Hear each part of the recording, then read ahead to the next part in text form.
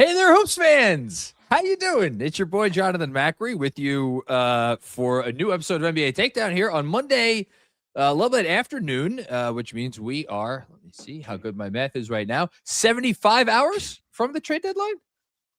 Sure. Is it 3 p.m.? I thought it was 4. I thought it was 4. I think it's 4. I think it's 4. We should probably get NBA that trade deadline. Straight. Hi, Jeff. How you doing? What's Jeff going Johnson, on, man? How you me? feeling? I'm feeling fucking great. How do you think I'm feeling? I bet you're feeling ecstatic. No, man. I like the roller coaster ride continues. We'll talk about last night. Shawn, you want to pick up our conversation from just before we started? Okay, so John and I were on here shooting the shit about life, and then That's what Jeff wants to do. Yes, as we are wont to do. And Jeff joined, and as for those who are listening to this, Jeff is wearing the jersey of Chelsea Football Club, to which I immediately responded, "Fuck Chelsea! Chelsea are shit." If you know, you know. It's a famous meme in soccer and football talk. And then John said if he had 10 guesses, he doesn't think he'd be get it. I said I'd give you 100, but he said he could read it because to your point, you can see if you look, it says Chelsea. It looks kind of like a lion. Yeah, it looks like a lion. And then he asked me what my favorite team is, and I said Tottenham Hotspur, and he's like, "What's their mascot?" And I said it's a cockerel, and I'm holding it up for those watching. That's a cockerel because I'm drinking out of a Tottenham Hotspur cup, which is basically a British bougie version of calling a rooster a rooster. I'd never heard that term.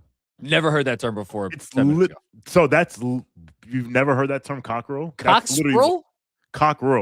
Cockerel. Yes. That's literally the name. That's literally a name. No, it's a I have not. Name of the thing. Yes. So I didn't make this up. This is. I'm not saying you made it up. I believe you. It's a thing that exists. Not to be confused with a cockatiel. Those are two totally different birds. Yes. Oh, Jesus Christ. And then, of course, it's also a bird? You never heard of a cockatiel? I've heard of a cockatoo. I've heard of a cockatiel, but I don't remember what it is. It's like in the parrot family. Content. I feel like. You thought that John and Jeremy would go off the rails before their weekly recap. No. We got that cornered. A quaff. Yeah, it's hold on. I got a computer right here. I could actually. So plural is I think cockatiels, not cockatoos. There's something called Cockatoo Island in Sydney, Australia. I now must go there. Yeah, I mean, listen, you're probably going to find a mutant scorpion or something out there. I've always wanted to go to Australia. Anyway, where do we leave all this? So basically, I showed the logo, and you're like, "Oh, it's a cock," and I'm like, "Yes, it's a cock." Say that part. I mean, that's what it is. And then I was like, a rooster, if that's your preference. Rooster. And then you asked me what I was drinking, and like I'd be throwing back hard liquor at noon on a Monday. Although there are days I feel like doing that. Mondays I feel like doing that, but today is not one of them. No, today. Well, we have a meeting with some of our partners in an hour and 20 minutes, so probably be frowned upon if we showed up for that meeting. Slosh. All right. So look, we have a lot to get to today, so we should probably start getting to it. We had a busy weekend, and a lot of stuff happened. So I think we'll let's go. Yeah, why are we wasting time? Let's go right to the takeoff. 2, 1, 0, ignition, liftoff. All right, so we had a busy weekend of basketball, and some basketball news on and or off the court rather. And we had a notable game at Madison Square Garden, involving a certain someone. You mind if I tee this one off? Go right ahead.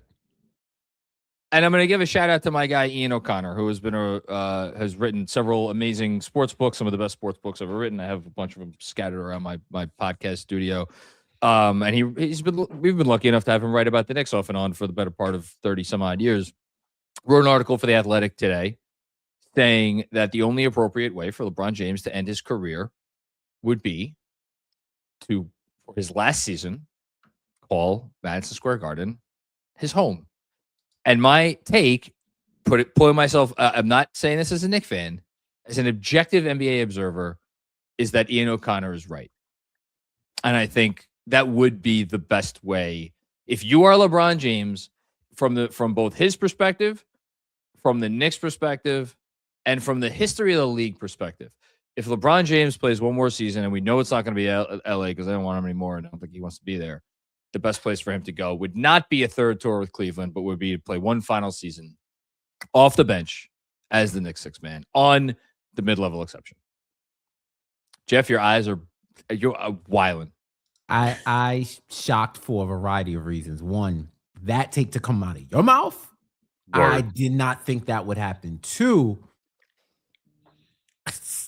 wow, like so many things. I wonder if it hits the same if the Knicks win the title this year. Oh, I don't think he'll come if they win.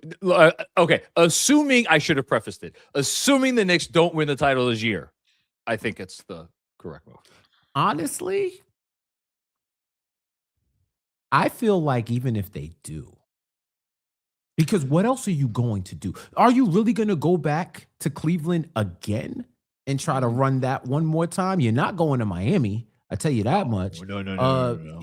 I feel like at this point, you either come through to be the final piece of a champion that for the first time in 53 years, or you become Clyde Drexler in 95, but at a higher magnitude.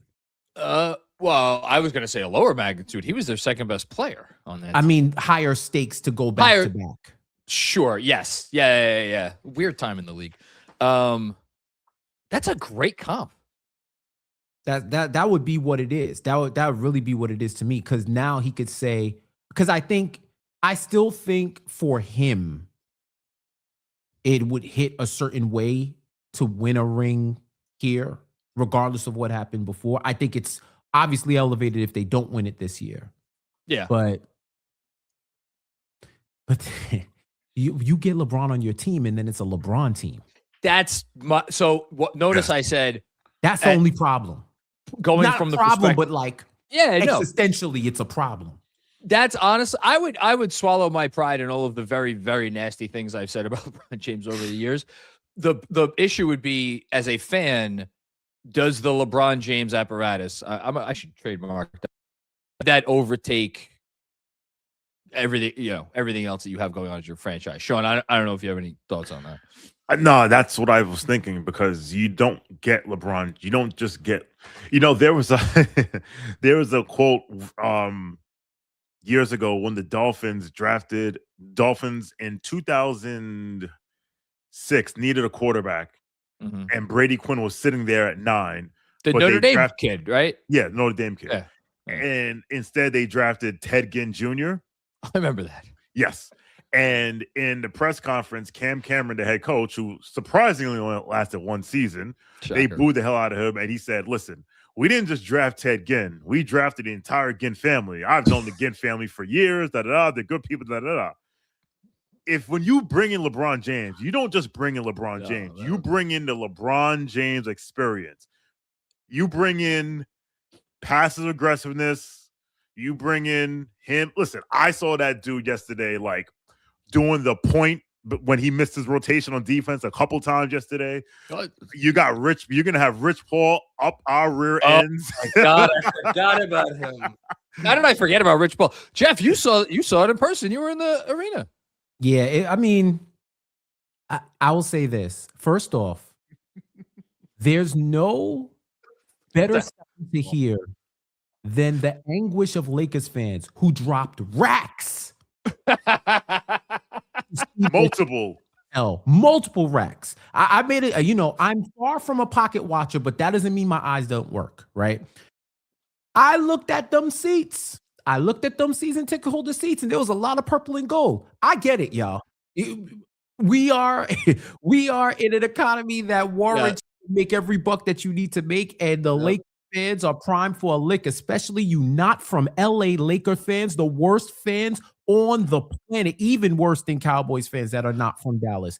I was going to say Yankee. What about Yankee fans that are not from New York. I have to recuse myself because I'm from New York. Because Okay. I understand why you would want to Okay. be associated with the city, right? But no, well, the number one fan is the Laker, Cowboy, Yankee fan. That's the absolute That's the worst. dude. The trifecta. That is the Hall of Fame of glazing. Hall of Fame glazing, right? But the not from LA Laker fans are the ones that have to give you a Kal-El from Krypton origin story as to why they became a Laker fan and didn't root for the city that they were in, excluding the people who didn't have an NBA team in their city, of course. Of course. I mean, they're in upstate New York. Look, I'm not even going to go into that tangent, but it feels good. Feelings on this one. The front running is nasty. Once Bob Iger said that the nastiness is extraordinary on Twitter, which was one of the most profound tweets of the 2010s or statements of the 2010s, the nastiness of not from LA Laker fans, especially when you're from New York, is extraordinary, right? But it felt refreshing to watch a team that did not need LeBron beat LeBron. Yeah. That felt refreshing. I mean, it's still electric, man. It's still electric. I think he probably missed his calling a few times. I understand why he chose other ways, but you speaking about him coming off the bench, that ain't happening, bro. That's you're on mute, Shawn. That ain't happening at all, bro. And you hit the nail on the head. He had multiple opportunities to come to New York, but he always used New York as a leverage as for leverage. So quite frankly, you can stay over there. Go back to Cleveland or retire. Stay on that side. You switched up, stay on that side. To be clear, this is if they're we're not sitting here talking about what the Knicks financial situation is going to be over the summer. If they had the non-taxpayer if they had the taxpayer mid-level exception, the mini mid-level, the $5+ whatever $1 million, and it's like you want it, it's yours. That would be the only scenario where I think it would make sense for all parties. Jeff, you just got some takes off. Do you have anything else before we move on? Dude, you know what? That's actually a good takeoff. I've despised not from LA Laker fans since I've been a Knicks fan. It's just so annoying. And then they come in. You're from Brooklyn, dog. Like, what do we do? What are we doing here? Like, some of them like I'm friends with some of them and they're cool, right? Like, but it's the ones that beat their chest. Like, it's not even so much that you root for the Lakers, you root against the team that represent your city, and not just any city, this city. I just feel like it's corny. It's extremely corny to root against a team in your city unless you root for their counterpart. Then I can understand. But when you actively root for a team that's not root against a team not from your city, when you root for somebody else, another team, I just think that's very much a you don't have morals type situation. Because, like, for example, Shawn don't root for the Giants and the Jets. He's a Ravens fan. I've never really heard him go out of his way to crap on the Giants or the Jets. No, He calls balls and strikes. Now, if they were in the same division as his team, that might be a little bit different. And I understand it. But he doesn't go. Actually, no. He doesn't go out of his way to do it. But they're not even in the same conference as the Knicks. And they wear it as a badge of honor because they got to front run and watch championships and didn't have to go through the trials and tribulations of being a Knicks fan. Well, we can be sure that there aren't any front-runner Knicks fans out there. If you root for the let LeBron come to New York. Oh my God! I don't. You're saying all the reasons why this is a terrible idea. My goodness! We would be the fans. Now, given where all of this trade stuff ends up. He's not getting traded here. No. Listen to what I'm saying. What? If when the musical chairs falls, you need another piece because you might have got rid of too many. Well, that's the only way. That's the only way where I'd say, it's the Avengers. It's like the USA Avengers one more time. Which multiverse is it where Jalen Brunson, LeBron James, and Giannis Antetokounmpo are all? It's NBA 2K. That's the most 2K version of the team that you're gonna get. Obscene. I would say, in regards to this whole thing, like, And whatever, it doesn't matter. Like I'm just like it's just been like 20. Like it's just been like I know 20, it's been a long time. and at the end of the day, it's just like there's one reason why I'd want to see LeBron become a Knick. What? One reason, and it's just, and the reason is just for like chaos and anarchy, is when he comes to the Knicks and he can't wear number 6 because retired by the league, and he goes to Mr. Robinson for number 23, and Mitch tells him to fuck off. No, man, Mitch would be like, I want a fleet of trucks, one in every color. He's giving that up. He would give it. No, he would no, but he price. would give him an off. He would make the offer so ridiculous, like. And LeBron could be like, okay, because he's a billion. LeBron's also cheap. That's the other thing. He still has ads on his Pandora. Yo, no, I'm not even making this up. True story. Dwayne Wade told this story about they rented a boat somewhere in the islands, and they were about to leave from the dock, and he was like, "Nah, don't leave yet," because he was still using the Wi-Fi on the mainland on his phone. It's a true story. Go look it up. I believe and Dwayne Wade is like, "Yo, dog, we flew private, and you're using the free Wi-Fi from the resort." Well, the LeBron James cheap / like too cool for school thing is going to be really put to the test, because I'm sorry, there ain't no cap space team that is going to spend real money on him this summer. And you're not also going to, and they're like, again, not to bore everybody, but like if you acquire a player in a sign and trade, it caps you at the first apron. There's no contenders that are in that position to be capped at the first apron. So if he wants to play next year, he's probably going to need to be signing for little bits of money. Yeah, we'll see. I don't know if he's going to do that. Shawn, anything before we move on from you? Nah, my whole thing was just going to be, I really enjoyed yesterday's win because awesome. I've just seen LeBron come into Madison Square Garden and treat it like his own personal playground for years, and I knew he was going to try and turn up yesterday, and it was just refreshing just to see the Knicks go like, all right, that's enough, and and take care of business. So, and Reggie Miller can go fuck off. Can I say something real quick before we move on to the topic? Please. Mario Hazonia, you can rest now, brother. We have the watch. Your watch is ended? We'll see you. See you in Valhalla. Did you guys watch that game live? I did. I did. I was watching it with my in-laws. And that was during the dog shit season, right? Yeah. I think it was 1920. Which dog shit season? Yeah. Which right.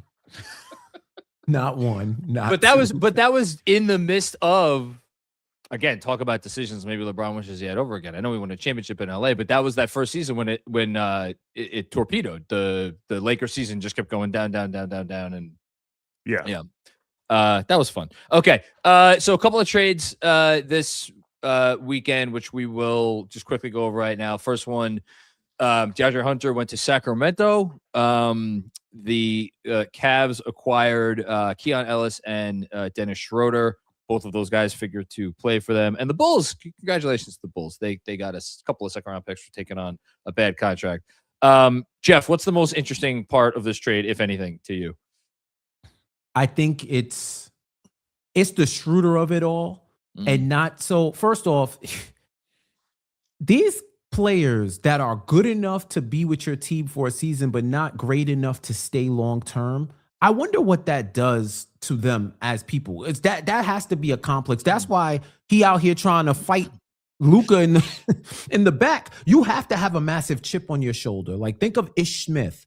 Like, you're good, but you're always getting traded. It's like you're good enough to be a piece to get somebody better, but you're not good enough to convince a front office that you can be a rotation piece long term for any team.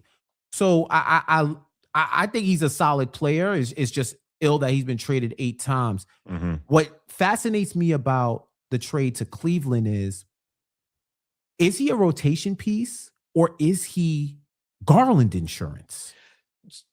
I love that question because we all watched Schroeder on the Pistons last year. Like, he was like, when he was in the game, you had to pay attention to him. You have to worry about him. He's a real guy. He's been in those situations Mhm. before.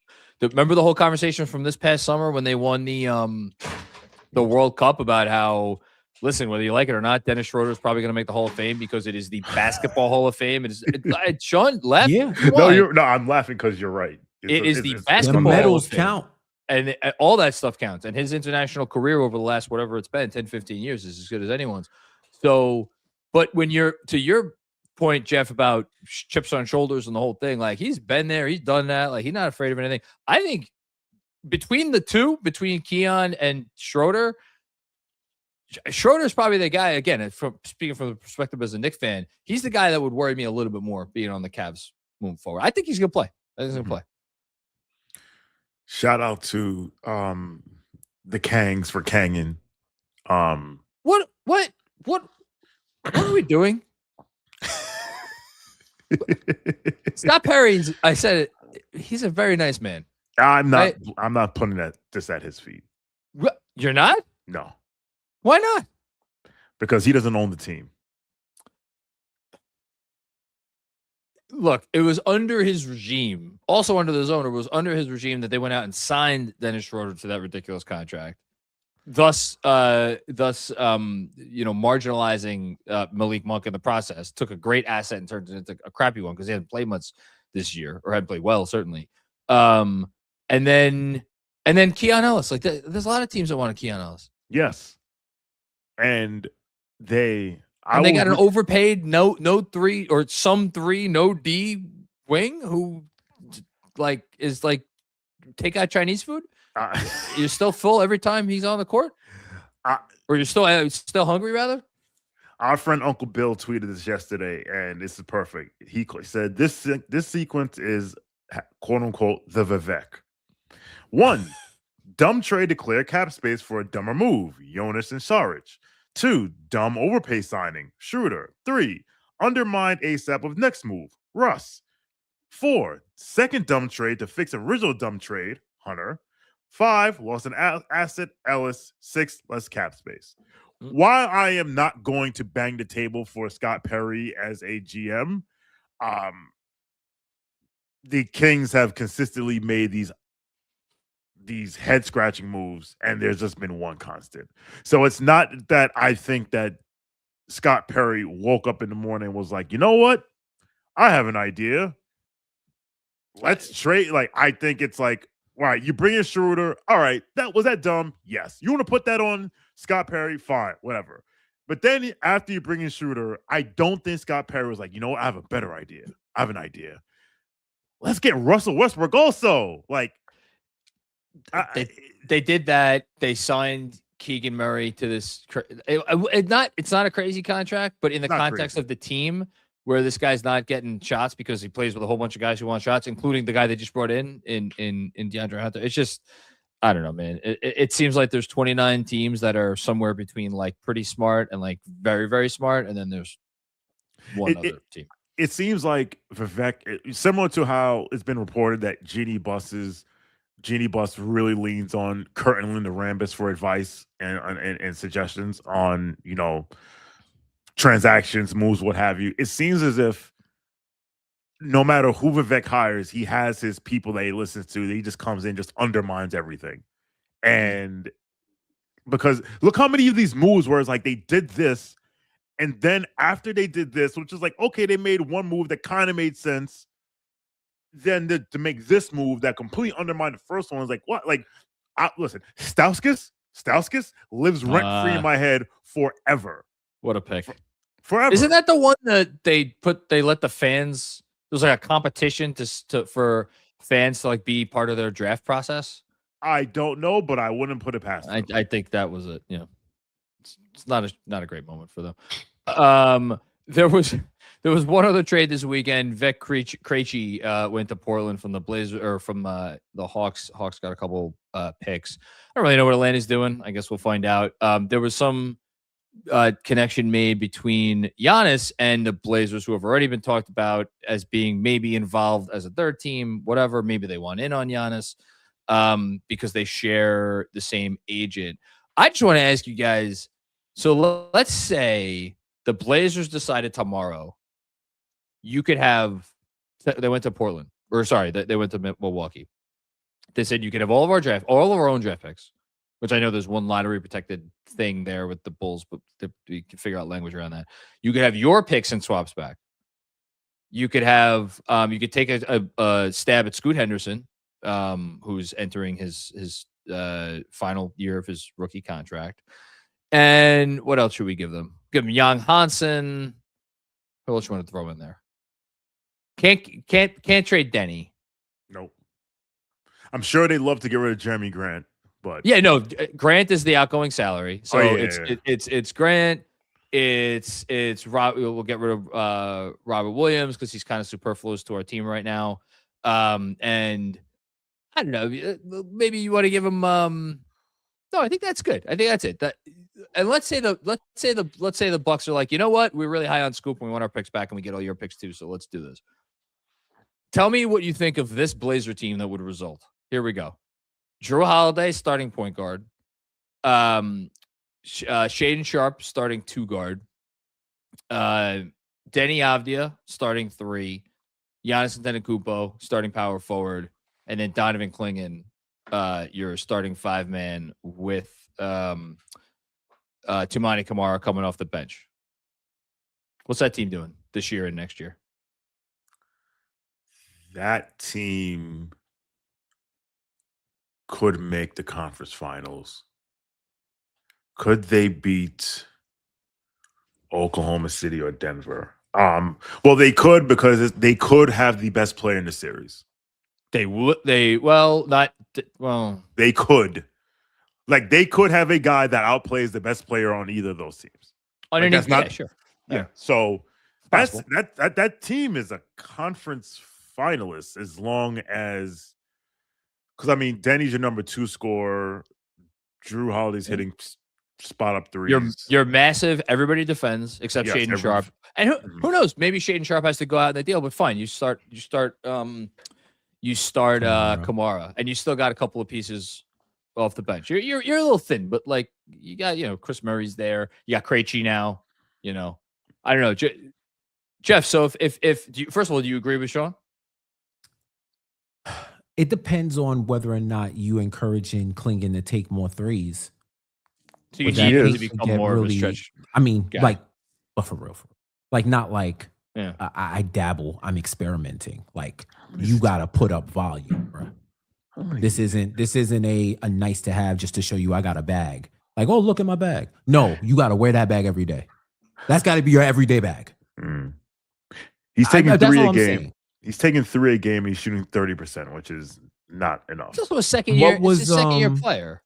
Yeah. I hear you, but we're talking about this year if they make that deal. I was about to say, it's what are you doing this year? What was Lopez's volume?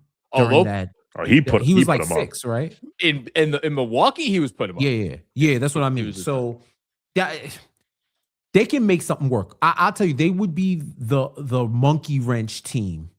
Yeah. That X factor that's mucking everything up that no one has accounted for because you didn't have to account for it. The scrappy Portland team, all right, you know what it is.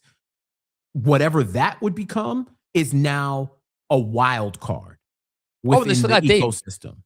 Huh? They have I forgot they still have Dame coming back. I was going to say next year, wherever Dame is. Oh, wait, but is that a good thing? Because Dame and Giannis didn't. I mean, I feel like before either of them got hurt, they were fine as a pick and roll duo. I think they just weren't healthy in the playoffs, at least at the same time. But if you have Dame either coming off the bench, because at this point I feel like he's down for whatever. I don't think he's reclaiming a starting spot unless Drew's not there next year. No. So if Dame is your 6th man, once again, it's just an unaccounted for chaos element within your conference. You think Dame Lillard is going to be they're going to go to Dame Lillard and be like, hey, we know you're back in Portland. Be a 6th man. He's going to be like, cool. How old is he? I don't. He seems more humble than the average star. I agree with that. I put it to you like that. I think he's more humble than the average star. I don't know if it's about. They already traded him once. What leverage does he have to say? Well, he asked to be traded. Okay, now you're going to get asked to come off the bench, and guess what happens if you don't? Fairy tale ends. Bowser wins. Princess Peach is in the castle. You can't save her. Look, that we've been long wondering. Shawn, you have been long wondering about what's the, I forget what you've called it. Where's the from the rafters team in the Giannis thing? Oh, the Sting team, the team's just hiding in the rafters. Yeah, maybe it's, I don't know. I thought about this and I was like, you know what? How crazy is it? If you're Portland, do you think about it? We shall see. Okay. Buyers, sellers, stand pat. So we're each going to go kind of round robin here. Going to name a team that we think should be buyers, name a team that we think should be sellers, name a team that we think should stand pat. Jeff, you want to go first? Or want me to go first? You go first. I'm still thinking. I think the Hornets should buy. That's my buyer team. They are, as has been noted in a few places, they're the best team in net rating over the last month. Been trying to watch enough of them. I got, they were on nice and early over the weekend against the Spurs. They beat the Spurs. Wemby did not have one of his best games, but the Hornets over the last, definitely over the last 6 games, because that's the stat I looked up today, and I think it's probably a bit longer than that. Second best defense in the league, only trailing your New York Knicks. So they are defending. They got a real thing with these 4 skill guys and then a guy in Diabate in the middle who's like legit. If you could flip Miles Bridges into, this is the only thing I'm having trouble with. What's the something? If you could flip Miles Bridges into a better something, because you're keeping someone who defends. That's it, right? Someone who's a better on-ball defender but can give you some creation. Because he's still scoring for them enough. That's the thing, is he's a good offensive piece for them. He's adding like double digits. Like, because Miller's a guy. Miller's like he's almost 20. Yeah. No, Miller's a real Unless dude. you're going to increase Miller's output if he's ready for it. LaMelo's going to have to score a little bit more. Or Kneppel, somebody who could get more looks, who could free up the space to get him more looks. You're going to have to find those 18 points between your top guys. I don't know. I think LaMelo, Khan, and Miller, if those 3 guys are your 3 top like scorers, I think I'm probably cool with that. You know what this team needs? They need like, maybe not a guard, but they need like a Derek White or like a prime Drew Holiday. Not Drew Holiday now, like Drew Holiday, like back in the day, I don't know, like Laurie Markkinen for them. Would that move the needle for you? I don't know. Mm-mm. No, they could use a guy that the Knicks traded 5 first-round draft picks for. He would be really. I'm not even being facetious. Like, that's. He had one of the worst games of his career in Charlotte last year. Remember that one? Oh, yeah, I remember. After Thanksgiving. He the toilet bowl shot game. Oh my God! Where it took 25 seconds for that ball to fall and read out the clock on the horn. I would have been sick. Oh my! I would have ruined an annoying way to not come all the way back and win. They won that game, and it's almost still ruined my Thanksgiving weekend. If they had lost it, my Lord. So yeah, I don't know. I don't know what the trade is, but they have not only all their own picks, they have other teams' picks. So like they're in a position, and they have salary that they could move very easily. They have like Josh Green and a couple other salaries that, again, you could, Grant Williams. So I don't know. That was my team. Shawn, what do you got? Who do you want? Who do you think should buy at the deadline? The Detroit Pistons. That's the obvious one. Like, so there's a lot of back and forth when it comes to discussing the Pistons. Like, should they stand pat or should they make a move now? Uncle Bill has been saying, like, do what Sam Presti did, because Sam Presti last season didn't make a move. Not last season, the season before that, didn't make a move. I think, again, I will beat this horse dead. This team cannot make the finals depending on Kate Cunningham do everything for 3 rounds. And listen, that's the Lauri Markkinen team. That's the Lauri Markkinen team. And I say they should make this trade now because you never know when your window can close. You never know when someone else can come along and do something. Like, you don't have this, like, Sam Presti had the luxury of knowing, I have so many picks, I can pick my spot. I can literally, he had the flexibility to say, like, I know if I wanted to, I can pay $30 million for backup center. I know if I wanted to, I could go overwhelm any team with, send me this wing. Here's 4 first-round picks. It won't even matter. Yeah. Shout out to the Bulls for just giving them Caruso for Josh Giddey, nothing else. But that's neither here nor there. So for the Pistons to stay, listen, what have they been saying all year about how, like, this is the Knicks? The Knicks have to take advantage of this year because next year the Pacers are back. Next year the Celtics are back. Well, that applies to Detroit also. Yes, of all intents and purposes, Milwaukee should be gone next year when they're rebuilding. But, like, is Cleveland necessarily going away? But if Cleveland retools, it comes back because they're going to do something. Like, so I would do the marketing thing and you know, because you need. I wouldn't equate it to Orlando trading all those picks for Bane because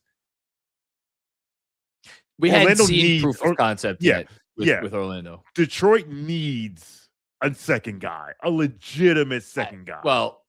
So here's the problem with Bane. They needed something, Orlando, but Bane did not. Bane wasn't. Yeah. Bane was not necessarily what they needed. I would be very scared if they traded for Markkanen. I'd be almost as scared if they traded for Michael Porter Jr. So the Michael Porter Jr. one, that actually kind of scares me because I'm old enough to remember. This is good.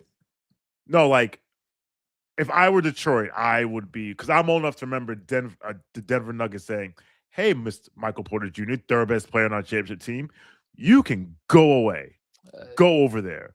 Back injuries, defensive liability. Money, does he fit their scheme? Well, guess what? He's going to be. I think he's going to be a free. No, he has one more. He has one more year. So he is very extension eligible this summer. Yes, he's very which is going to be, and we know it how this is going to work. He's going to ask for. He's not taking a mid level. No, so if I were to have to sign, if I had to hitch my wagon long term between Laurie and Michael Porter Jr., that's where I go. Yeah, it's an interesting decision. Jeff, buyer. Yeah, they need to make some purchase orders in Canada, bro. The Toronto, you want to talk about a marketing team? They need it because I've seen games where if they're not D'ing up and that transition offense isn't cooking, it's 5 guys playing ball. And I understand, I give them the respect for winning 30 games and being in the mix for the top 4. Like, they're earning it, but they look like a team that's grinding for every single win. Like, there's no easy wins. There's no effortlessness on the offense. They're just out-talenting teams and just out-grinding teams. But when you meet a team that can match your grind and score more than you, like even that Knicks game that they played, where the Knicks just clicked in the third quarter and they had nothing. Like, no one could do anything. Once Ingram stopped hitting middies, it seemed like everybody else was just out of sorts. So I think they need one more scorer. They need somebody who can get their own bucket and sustain efficient offense. What other than Giannis, who's the one of maybe available guy in the league that you would give to Toronto? I'm literally looking up and down the NBA standings right now, and I don't. Go get Michael Porter Jr. He would help. He would help. I'm thinking of what the availability is, and okay, if it's not Laurie, if it's not Michael Porter Jr., like let me look at these. I kind of got them as a Ja team. Oh, they're still Raptors fans who want to ship quickly on the first thing smoking on Air Canada to Memphis, or tell them to take a pay cut. The problem quickly isn't that he's not a good basketball player. He's not a $35 million basketball player. He makes a lot of money. Would you imagine if they had contract restructuring in the NBA?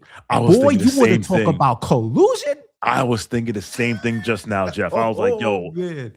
What if you could restructure his contract? But that's not. They made contract restructuring. Boy, I fucked up. I had Pirtle way too low on our worst contracts list. Way too low. He's way too low.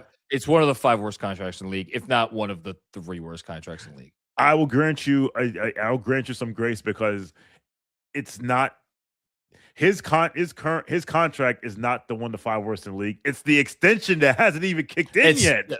Yes. Awful. Awful. Yeah, they just need more. They need more two-way guys, and I don't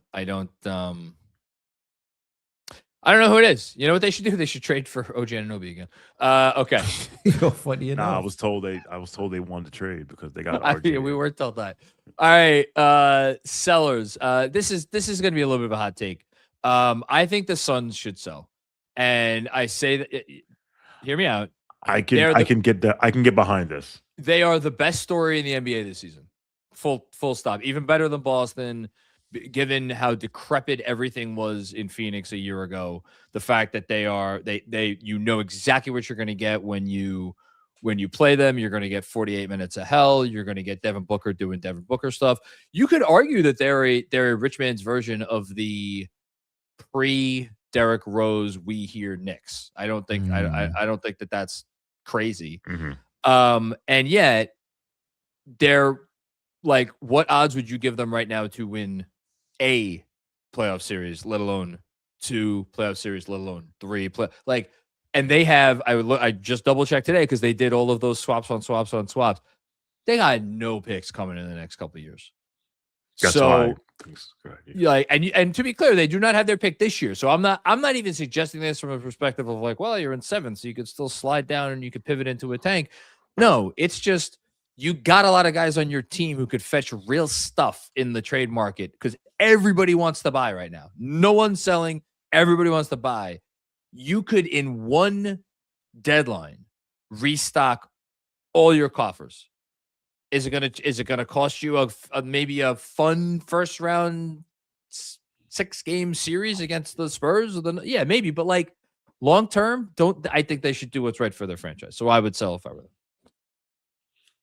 I agree. As soon as you said, I was like, that makes sense because they're, like you said, they're 7th in the West. They're not to win a playoff series. They're gonna be like plus 700 to win a playoff series. They're not going. They need to replenish the coffers and get young, cheap, cost-controlled young talent on their roster. The only problem is if you do that, does Mr. Booker say, you know what? I love Phoenix, but get me out of here. You know what Mr. Booker got this past summer? He got the bag, the capital. This is not even capital B. That's capital B, capital A, capital G. All caps bag. Shawn, who do you think should sell? So funny enough, it's one of the teams that was already mentioned. Canada? Oh, Canada? Canada. Selling what to where? I think they should sell because they are completely stuck in the middle. Like this, like you want to talk about like not okay. I like to play this game every playoff series. Like, who is the team that everyone wants to play? I know it's round? Toronto. It's but Toronto. Why isn't Jeff right? Why isn't Jeff? Why is it? Because Jeff's saying, okay, so buy your way into not being that team anymore. We can both be right. I just think that so. Like, okay, first of all, if your solve is John Morant, I don't know if you should be buyers. Okay, not John Morant. And by the way, where's the John Morant market right now? When's been the last? Seriously, we haven't heard anything. It's GameStop post pump and dump. The John Morant market is waiting for Miami to lose the Giannis sweepstakes, and then the John Morant market will open up. Yeah, and what happens if they don't lose the Giannis sweepstakes? They're gonna lose. But I digress. Anyway, still afraid of Miami. Fuck them. Anyway, look. To Jeff's point, that team. Listen, you want to talk about like not winning a first round playoff series? All right, they're the 4th seed. They'll play Cleveland. I would pick Cleveland. All right. This team, as currently constructed, is going to be 40 44 to 47 wins, maybe 48. Frisky first round playoff series. They might even win a playoff series, but like I just believe that this team has been on this treadmill since 2019 of like, except for like last year where clearly they were tanking and they got Colin. Well, they did a Portland pivot and they got Colin Murray Boyles for their troubles, which good young player, but they like. Is there anyone on this team besides Scotty Barnes, and for some people that may even be a stretch, who is the bona fide second best player on a contender? Oh, I think Scotty Barnes is a top 2 player on a contender. I'm here. You know what I'm doing? I'm combining mine with Jeff's and saying fuck you to your idea, Shawn. Phoenix and Toronto should get on the phone. You got the RJ contract. Keep quickly. Fine. Keep quickly. Get Grayson Allen in there. Get Royce O'Neal in there. I don't know. Is there a Green trade that interests Toronto? I mean, I know like who says no? Jalen Green for RJ and a first. I know future. The first. Toronto tourism. Bro. They would say we have Jalen Green at home. We have multiple Jalen Greens at home. Like I'm good. I'm good. Like okay. I just think that I don't know. I don't see what the move is that gets Toronto into like contender status, like the players available. And you're not adding to the team. You're taking one of these core pieces away. To your point, what are you? It's probably Rowan. But what are you saying? What are you selling? You're not selling quickly for anything. You're not selling RJ for anything. You're not selling Ingram for anything. You want to trade Scotty Barnes? I'm not. No. I think you. No. I think you can get stuff for them. I don't think you're getting like a haul. But like this team is just a haul. Stuff. You open the back of the U-Haul and there's a broken chair in the back. No, I'm saying no one's. That's what I'm saying. No one's giving. No one. You're not getting. I'm not saying you're getting a haul for these players. But I would say you want to get anything. But this team isn't doing anything. But again, who's the player that makes it like John Morant's going to make this team a contender? No. Look, this is why they're in between. You know what? They're in between a rock and a hard place. That's what we've established. The Toronto Raptors are. I don't know what they're going to do. That's why. You know what? That's why they want to be in the Giannis sweepstakes because at least that's a direction. It's something. It's a thing. Maybe they're the team in the rafters looking down. Maybe because if you get Scotty, Giannis, quickly. Then you saw that. Goodbye RJ, goodbye Ingram. And listen, some team will talk themselves into Brandon Ingram. Some team will. Okay. Borderline all-star Brandon Ingram. Borderline all-star. Well, we're gonna get to snubs. That's our snubs, our last segment. Jeff, who should sell? Do you want the measured team or do you want the jump out the window team? Jump out the window team. I really hope this doesn't happen when I put this on to first. The Philadelphia 76ers should find a way to trade Joel Embiid for Giannis. That's buying. Well, selling and buying are two sides of the same coin, actually. You're selling MVP and buying. Okay. I'll go one step further. Find a way, anyway, to get Podcast P and Embiid off your books and see if you could get somebody that meshes with them two guards. And this would be a long-term play. This wouldn't be for this year. He's right. This should be it should be about Maxey. It should be about Maxey Edgecombe, maybe McCain. We get him out of Delaware and build around those guys and ship everyone else out of here. So the only way you're getting Giannis is if you include Edgecombe with Embiid, which I'm assuming you do not want to do. They're not doing that. Okay. They're not going to do that. But they should, especially now that Embiid is turning back the clock. He found Ponce de Leon and his knees are looking good. Give it time. Give it time. Right. But what's the best time is to sell high. Right? I feel like sooner or later they're going to want to get off of that book. There is only one team out there that is trading for Joel Embiid's contract. And we talked about them earlier in the show. Big Vivek's team? Capital V. Hey, See if you could swindle Who? shoot Charlotte. They ain't doing that. No, they're not going to do that. They found religion. You know what? I really want to know if there's any. I don't see. Levine or DeRozan with them guys. I mean, look, I don't want either of those guys if I'm Philly, but like short term, long term. I have a question for both of you. What? If you have a team with Tyrese Maxey, Giannis Antetokounmpo. Oh, I don't think it's nuts. No. What? Are they a legitimate contenders to get out of the Eastern Conference? If you've traded Edgecombe and Embiid to get Giannis? Yeah. I don't think so. I don't think they have the depth this year. But I think they could make some interesting, like, what can you turn McCain into something? Or maybe McCain, I don't know, maybe McCain steps up and actually is a meaningful part of your team again. I ask because if you think that and I know if I know Daryl Morey, if I think I can get, because Daryl Morey he lives by the mantra of you get the stars and then you figure it out later. And if he thinks we can be legit content, I can build around Giannis and Maxey, I'll be damned if VJ fucking Edgecombe is the reason why I don't do it. Like, my man, like how many, there's just so many rookies where I can't trade this young guy. He scored 20 or he scored 18. Like, no, I'm saying like we like to throw the term untouchable around too much.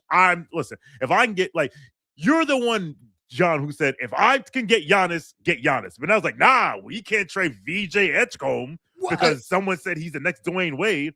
Fuck out of here. This is a transition to our last category, which is stand pat. This is for me, Philly. I'm going to change my answer. Philly is my stand pat team because you roll into the playoffs exactly as you are. You know, you're going to duck the tax somehow, which maybe that meaningfully alters their team. Probably not too much, but you go into the playoffs feeling like, hey, we could beat any team in a series in this conference. Philly should absolutely feel that way. They should feel like we could beat the Knicks in a series, we could beat the Cavs in a series, we could beat the Pistons in a series, we beat any of these teams in a series. And what it would take and the risk it would take to trade, I'm gonna push back on the Edgecombe. I get where you're coming from with Edgecombe because, like, it don't always pan out how it looks like it might pan out early on. Mm-hmm. But if there's like a 1 in 3 chance he is Dwayne Wade, well, then you don't trade that guy away. I don't know. Everyone's a 1 in 3 chance of being something. You can talk yourself into, bro. We were Frank Hive. We thought he was an do not put those two gentlemen. Wait a minute. Stop. We talked ourselves into this guy's a founder. Like, we have, listen, man. No, I mean, we were right. No, what I'm saying is anyone could almost be anything.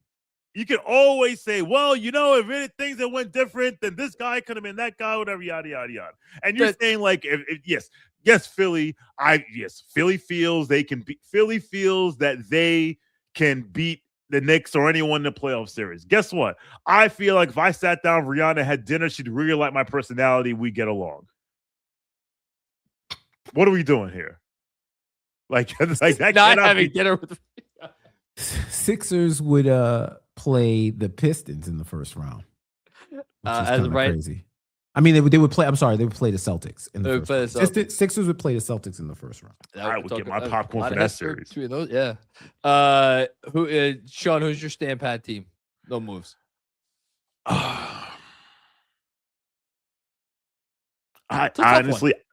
I honestly, it was very, very hard for me to find a stand pat team. That's why I'm saying that's why I wanted to include this category. There's the one team I was looking at, but they kind of don't apply because they already made a move and they're limited the moves they can do because they're in the second apron. That's Cleveland. Okay. But it's like all the other stand pat teams are like obvious stand pat teams, like, you know, like give me one. Like Denver, San Antonio. Like, I think the lukewarm take to medium warm take is that San Antonio is the most, more than any other team in the league, should stand pat because there's a temptation for them to do something to win now, and they should resist every one of those temptations and stay where they are. Actually, you know what? I have a better team. The Atlanta Hawks. They Stand already pat. made a move. Yeah, they already Okay, traded Vic their Krejci, franchise Vic icon. Krejci, What do we I'm mean not by okay. stand pat? Do we mean don't do nothing at the Don't trade do anything. deadline? Don't or do anything. Don't do anything. Don't do Nothing. a blessed thing that actually mattered. That's like That matters. the team that matters. Then it's well, you know what? Then my choice is the Boston Celtics, and by stand pat I mean do not rush back your franchise player from an Achilles injury because you think the Eastern Conference is wide open. Don't talk yourself into thinking, oh, we can do it this year by doing anything. Let's play the year out. They were my original choice for the stand pat team because hey, who knows what's going to happen in the playoffs? You don't need to rush Tatum back. You don't need to trade away Simons for contract stuff. Jeff, you got a stand pat team? Yeah, I have one, but I don't think they're going to count as a stand pat team because if you say let the trade deadline come and go without making any transactions, that's what we're considering standing pat, right? Other than Or major transactions, like don't trade your core. No, what the Bulls just did to inherit Doo-Wop Reith for a couple of seconds. Isn't that who they got? I think that's who they got. Like that doesn't count. Like anything more than that. Actually, there's one other team. I think Jeff's about to say that team. Yeah, I mean, the New York Knicks. The New York Knicks. So Yabusele's here after the deadline. You're cool with that? See, that's why I was asking for definitions. That's why I was asking for definitions. That's not standing. No, getting rid of Yabusele. Because that's not okay.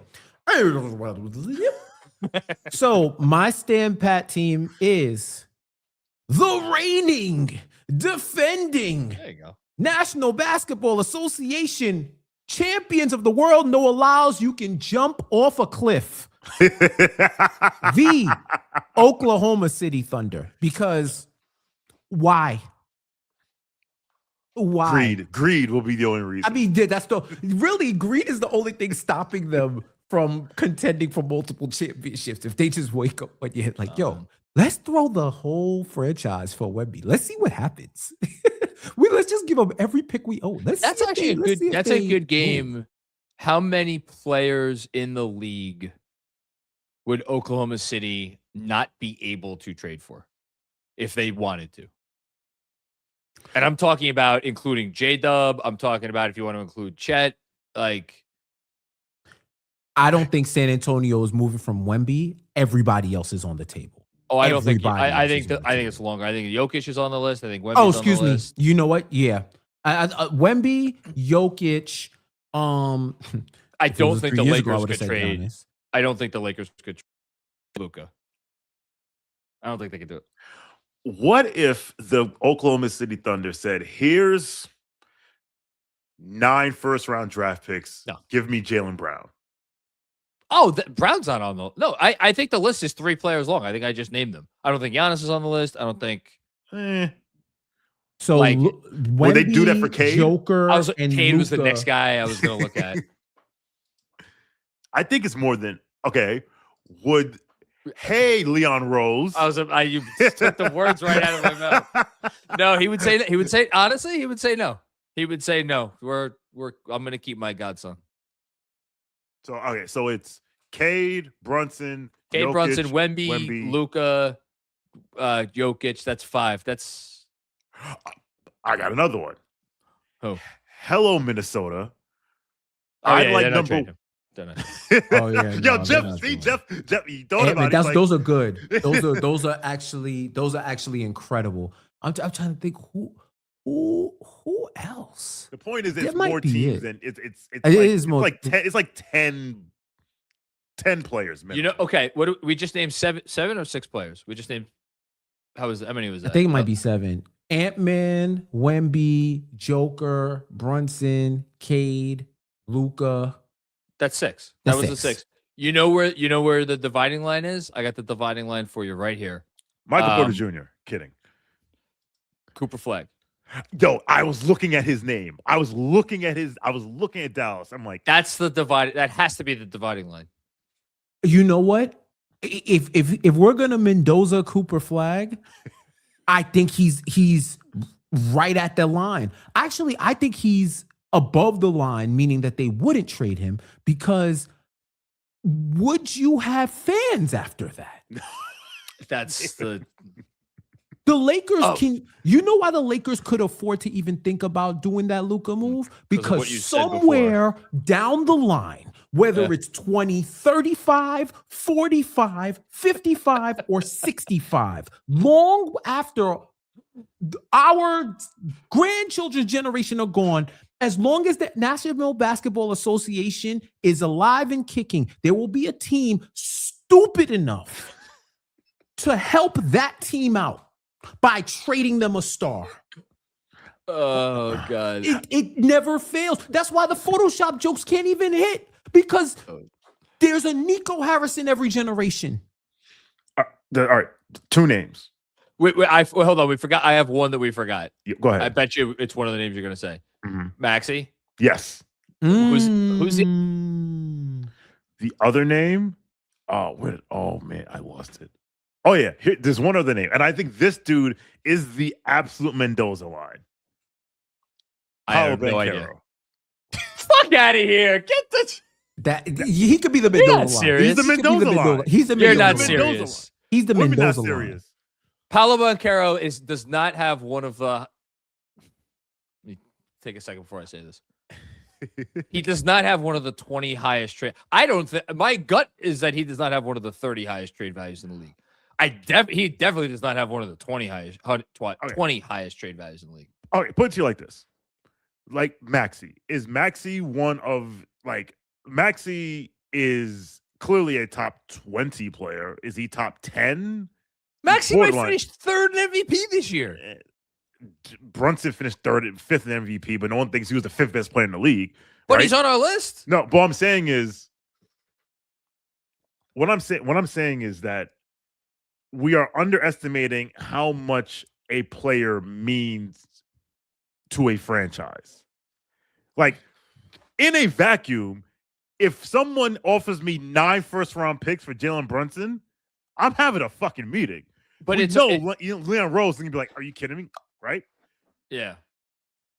For Orlando, which from the minute they traded Dwight Howard was in this morass of foolishness, right? Including always being like 1 pick away from the guy, right? And then they got Alfred Payton. I forget the guy that was before him. They took it, right? And all of a sudden they get this guy, number 1 overall, continuing the tradition of number 1 draft picks in Orlando, who brought them out of the I would do it. Shawn. However, I think they're like, are we really going to do this? And that's why he's the Mendoza line. There are smart people out there who think that if you simply remove Paolo Banchero from their basketball team, they become better. If you get nothing back, now we're getting all of San Antonio's draft assets? Oklahoma City's. Excuse me, Oklahoma City's there draft are also smart basketball people who thought, you know what? If we trade 4 first-round picks for Desmond Bane, we can win the East. Look, and here we are. All right. That's why you bring me. That was fun. I don't even now. I'm questioning myself. I'm just saying he's the Mendoza line. He's the Mendoza line. No, because if you're Daryl Morey and you're like, yeah, give us J-Dub and all the picks. Like Daryl Morey probably does that. Yes, but this trade will be just like, here's all the picks and salary filler. I don't think Leon Rose does, because the difference is the Sixers aren't supposed to win shit this year. The Knicks are supposed to, as we just heard a month ago from a certain owner, the Knicks are supposed to win or make the finals this year. What was 2 years ago? What was 2024? But because of who Jalen Brunson is to the franchise and to the president of basketball operations, they're going to say no. I don't even think it has Steve to do with Mills Leon. would be like, all right, yo, dog, let's talk about this. Let's have a discussion. Steve Mills wouldn't. I don't talk about Steve Mills. All right. Don't have anything nice to say? Don't say anything at all. That's All-Star. Literally just one name each. Biggest All-Star snub. Kawhi. Jeff. Oh, sorry. Sorry, you go. You think it's Kawhi? I'm Kawhi for me. Yeah. Yeah, that's a good one. I'll pick somebody different. I really do think Şengün should be there. Yeah. I think so. Shawn made the case on Friday. It's a good case. I think the more interesting discussion is LeBron one of like the 5 or 10 least deserving All-Stars of the last 20 years. Based on his If play. you're talking about basketball alone, Yes. Basketball, just basketball. Like Andrew Wiggins was named as a starter. What was that? 3 years ago? 4 years ago? Yes. oh yeah, that was wild. Disgusting. That was wild. Here's what I will say: if Kawhi and LeBron made it, then I would say I wouldn't say that it would be one of the worst, right? If Kawhi made it, because now you're discounting the fact that they started 6-21 and you're giving him credit for the comeback. You would be giving LeBron credit. Like this is like an emeritus thing for him. And he has numbers. He has at least numbers where you could say, well, it's not a complete miscarriage of justice. But the fact looking that at other his numbers people right now. missed it. LeBron has a 55 effective field goal percentage. It's good. 21, 22, 6.5, and 6, basically. Those are his stats. In 31 games. 31 out of, I mean, I guess they decided this, Right. a little while ago. So he's missed a quarter of the games this season. All right. Maybe it's not that absurd. I don't think it's absurd. And also, it ain't like this is Barnyarny. You feel me? Like, it is LeBron. Like, I'm not saying that somebody else couldn't be put in. It also makes sense that the coaches, this is the coaches in the West that put LeBron in there. Yes, it is. Well, unless we believe someone pushed a button upon high and said, hey, but. I mean, the NBA? You Yes. don't believe that an NBA commissioner would ever in a million years. well, here's the thing. That man better play some basketball in that All-Star game. Because if he shows up with a fit to get a fit off. I think this year he will do the right thing and announce it beforehand and not the day of. Yeah. Because he caught a lot of flack for that last year. Yeah, that was nasty. Because then it's like you robbed a potential first-time All-Star of the All-Star weekend experience. Because it isn't just about the game, y'all. It's participating in media day. It's showing up to the events as an All-Star, and you're getting that shine, you're being on the side. And also for them making money outside of basketball. It's hosting events, it's doing all that because you have an All-Star on your name. Jared Allen has been living off that meal plan, eating off that meal plan for how long now? 4 years? Right. Which is why I'm glad Jamal Murray finally made it, because he was one of the best that was never an All-Star. So if he would have gotten over Jamal, boy. Sorry. Go ahead. You could make an argument that Jamal Murray was so far ahead of whoever was second place on your list of greatest players never to make an All-Star team. The gap between that guy and Jamal Murray was a chasm. Mm-hmm. I almost wonder if it wouldn't have been better for his career if he retired as like the most absurd player to never make an All-Star team in any sport, and it's not close. But now he has the one All-Star on his resume. I might be overthinking this. I know if I'm him, I'm like, yeah, I'd rather have the one. I'm sure. No. I'm sure. I don't want to be a trivia question in that sense, bro. It probably, I don't know if he's going to admit this, but probably aided him. Someone should ask him some questions about that at the All-Star weekend. Jeff, last word before we go. I said Şengün. Oh, you said last word. Anything else? Yeah. Enjoy the week. I know the players, if you saw that Bridges and Drew Holiday clip, the players are ready for this trade deadline to be over. It's going to be hectic. Beware of sauces, all types of sauces. Beware of sauces because everybody knows everything now, but they didn't know it a month ago.